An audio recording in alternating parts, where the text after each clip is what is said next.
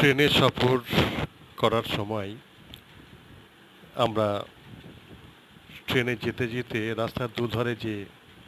সবুজ গাছের সারি সারি, তার মাঝখানে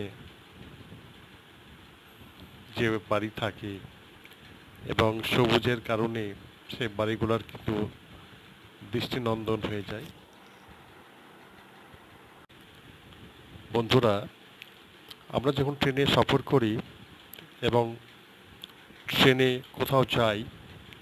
ঘুরতে হোক বা যে কোনো কাজে হোক, তখন এই রেল লাইনের দুপাশে আমরা যখন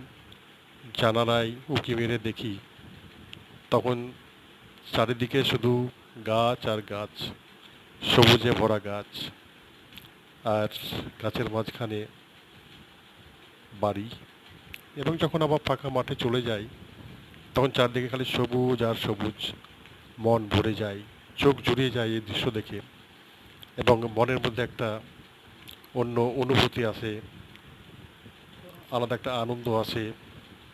এবং খুশি আসে, যেটা কিছু